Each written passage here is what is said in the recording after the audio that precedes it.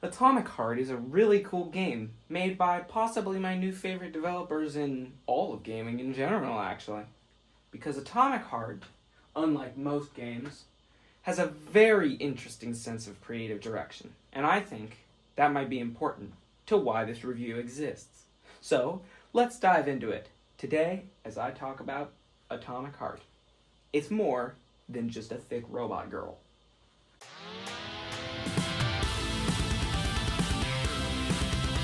Now, on first sight of hearing about this game, you might just think about the fact that, oh, the twins are in it. That's... I need to buy this game now. But there's actually other reasons to buy the game that are not salivating over Robot Girls. Wow. Interesting concept, I know. The game actually has a solid lore standpoint, and actually has really good gameplay, if I'm being honest. The game pitches itself as a very, very interesting open world game. And from looking at the Steam trailer, you wouldn't quite know that, because the entire thing looks more of just a linear story more than anything. But when you actually get to play it, like I did, I downloaded the game, and I didn't expect it to be as good as it was. It's really good. There are a few things the game does wrong. The visual aesthetics are incredible. The game is very just well made and well polished. I think the experience is very interesting. The characters are fucking boring. I hate them. Hey, shut the Don't care. up, Felicia! Do not care about what the characters have to say. But the gameplay is interesting. The gameplay is actually very cool. Because all it is smashing robots. There's nothing deeper to it. You walk around, you do a few puzzles once in a while, you save some people, you do choose your own adventure dialogue options to make you feel like you're important, but it all just leads to the same conclusion anyway, so it's not really worth it. But after all that, you get to experience just a really well-rounded and good story, which is why the game is actually good. It makes it a very interesting experience. And I think today, showing you how that experience plays out can be a good reason for you to buy the game yourself. So, hopefully by the end of this, you'll understand why I love the game. Hopefully.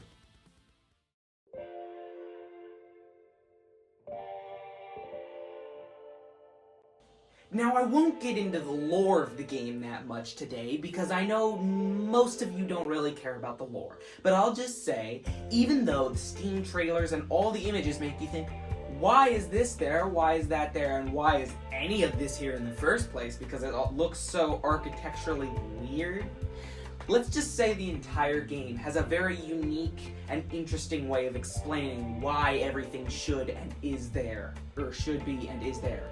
But the very concept of the game originally makes you think, oh, this is very weird. This is new and promising. So you download it, and every single weird thing you find has a proper long explanation to it, hidden or just put blatantly in front of your face somewhere within the game. You can, in fact, find out why stuff looks like this, why stuff is this, and it all has a logical conclusion and reason. And the only reason I'm not going to depict those reasons in this video is because I don't want to spoil the story, because you should play it. It's a really good story, actually. So, in order not to discuss that much, I think it'd be better just to move on to the next section right now, which would be the gameplay. Real intuitive gameplay, I must say. Shooting robots, slashing robots, overall just a really good slasher. All you do is destroy robots, walk around like you're badass, feel like you're badass, chug a brewski once in a while, and just slaughter robots. It's awesome. It's satisfying. The combat is well made. It's effective at what it does. And it does an incredible job at making you, the player, feel like you are actually good at what you can do in this world, when in reality Agent P3 would die at just a single bullet shot. And trust me, the hard mode does make you feel like that's the reality. But because I'm a pussy, I play it on easy mode, because I like hearing about the story more than I do dying repeatedly over and over again. Sorry if you're a Dark Souls fan and enjoy dying. I don't. So, I will briefly just say that the entirety of the gameplay can be explained in one quick word. satisfying. It's very satisfying to play, and you slash stuff, and you got power-ups. I can't really explain much of it beyond that. It's basically just that you have this weird hand thing. Everybody has this weird hand thing. In the future, it's like an iPhone, where it's got like weird little tentacles coming out of your hand. It's hard to explain, but it's just there. The tentacles, these weird robot tentacles come out of your hand, and it uses this stuff called polymer, neuropolymer, to work. And so your glove can do things like telekinesis. It can lift up stuff. It can do all this cool stuff for you. And it's actually a really useful tool throughout the entire game. And that can be part of the reason why it's so interesting, is because all the concepts in this game are so new, so fresh. It's such a good concept overall. And I could go on and on and on. But I feel the main part you might want to hear about is the personality of your main character. Why should I care about gameplay when I can care about who I'm actually playing as? And that person is... You play as Agent P3. P3 is interesting for a main character. They are very incredibly voice acted, I will just say. The voice actor did a great job for that. But all the characters in this are relatively flat. They can be described very easily. P3 has an intense backstory, which again I won't spoil for the sake of purchase the game yourself. But P3 can basically be described as action movie hero. Yay!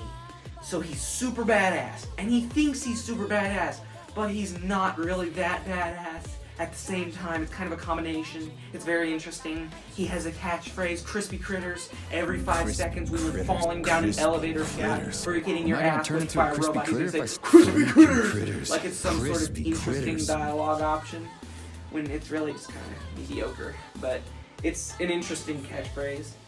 So when you're in like a final climactic area where you're supposed to be terrified for your life, your boy over here will just say crispy critters when he's being faced with death, which I sometimes find very entertaining and sometimes find very annoying. And then there was that time he called out Stranger Things, I'm pretty sure, in the 4th DLC. Not sure how that works at all, but I'm not sure if that was deliberate or if that was just a joke, because in the DLC he goes to clear out a submarine and he just kind of says, I've seen Stranger Things before, and it's like, huh? Because the environment kind of looks like Stranger Things, but at the same time it's just like, did you mean for that? I couldn't tell if that was deliberate or if you were just making a joke. But yeah, the main character, there's not much to really explain there. He's just kind of a flat character. So if you're in it for, you know, entertaining yourself based off the actual guy you play as, you're not going to get much out of that. But he's there. He's just kind of a guy. He would respond how any of us would respond when faced with this situation, and that would be being really badass unless you're me, which is turning the difficulty down to the least possible option and then trying to slaughter the robots that get in the way, which is pretty hard when you think about it. Yeah, so next section.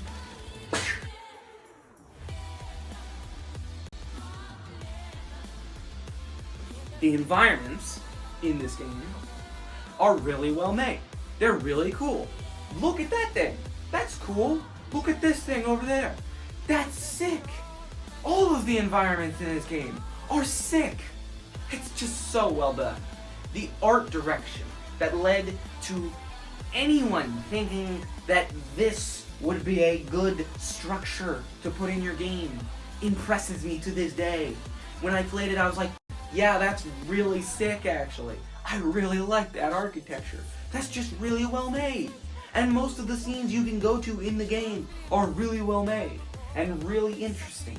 Some of them are a little bit flat because most of it kind of seems like you're going through the same complex, but that's human design philosophy at its core in the first place. Repeating corridors, repeating sections. Of course, some of it is just going to be the exact same thing.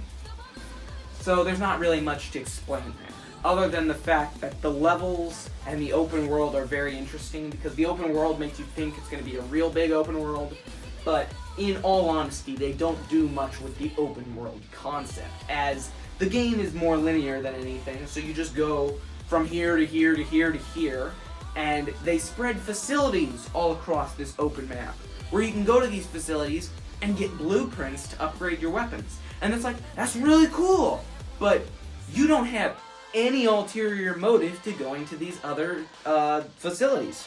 You are told you can get a better weapon part if you go there, and there's no side objective that takes place there. There's no other reason to go there. The entire open world, in fact, becomes almost useless when you just are told to go to this set destination and just keep going along this line. And that's how you realize the open world is actually surprisingly a bit flat in the game. Even though it's very beautiful, it's very scenic, there's not much you can do other than simply drive to the next objective in your sick-ass car, where for some reason every car in this universe is a little red car, the same one for some reason. But when you drive around, there's not really much to go to other than just the objective or that other part you wanted that you'll have to go into a cool maze for. And the maze is semi-cool. There are like puzzle rooms and stuff, and the puzzles are really good in the game, but you don't do much in the open world that you are given. So that is one of the few flaws of the game, is that when you are presented with an open world, it's not exactly as open as you'd anticipate it to be. There are still walls, obviously, and it makes sense that there'd be these constraints because it is a relatively new, I believe, developer. Mundfish is based off Russia. And clearly these people are very good at making games, but considering Atomic Heart is, I'd like to think, their first game, then that makes complete sense. Your open world doesn't have to be perfect. This is a banger for your first game. You make this game your first, and that tells me all I need to know about your development history. That says, these guys are cool in my book. So this whole thing here as a first project for these people, that's an achievement. That is a genuine achievement. They should be proud of this. This is a very cool world. But next thing I should probably talk about is the entirety, the experience. The cutscenes in the game, and everything you do in the game is in first person. So when you're in a cutscene and your character's being thrown down a 55-foot shaft of solid elevator and pipes, it can get a little bit dizzying. When you're always in first person being thrashed around by characters grabbing you like, hey P3, I need to tell you something. Doing a freaking Skeletor, not Skeletor, freaking, what's his name? Oh my god.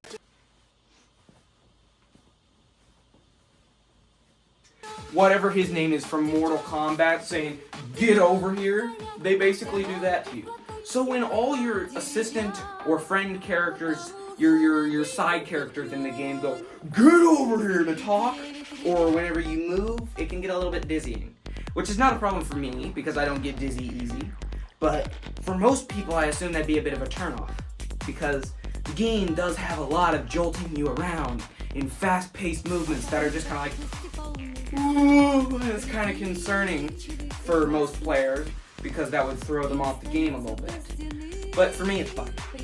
And for the most pace of the story, it's a very well-paced story, very well made in general.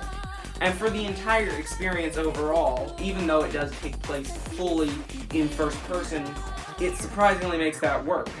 There are some few cutscenes where you get to look in your character in third person, but most of it is first person. And the entire experience as a game, when you're talking about every cutscene and the entire experience, just walking out of that, it felt like walking out of a theater after watching a 50-hour-long movie, and you're like, that was awesome. That was really, really good. At least I'm like that. Because I found this experience to be badass, great, and wonderful all around. So my genuine review and outtake on this entire experience is genuinely just that it's a good game, and you should buy it. Even though it does have some rare flaws, it does an incredible job at presenting itself, at world building, at most things. The trailers and the reviews I've seen of this game don't give you a very good outlook on what the actual game is like. they just kind of show you weird clips and like things from cutscenes, but I don't want to see cutscenes. I want to see what the actual game looks like. And then you play through the game and you're like, this is a completely different experience than was advertised, and I kind of love it because it's kind of awesome. It's 50 hours of pure bliss, wonder, and happy-go-lucky fun time slaughter robots. It's sick! You should be, that's awesome. You should buy that. Did I mention that you should buy the game yet? But, yeah, I could try and put a more sophisticated outlook on it and go deeper, but I'm not Nakey Jakey. I'm not as good as most online creators in this space. So, for now, I'm just sort of practicing. All I can say is the game gets an 8 out of 10 for me. So, yeah. Hopefully, when I do future content, I can perfect this art and do a little bit better at it to actually give you a better outlook. But for now, you're gonna kind of have to appreciate my shitty content in general when it comes to reviewing this stuff. But, thank you for listening. That's about all I have. It's just a really good game. You should go play it. It's really good. So, yeah, see ya.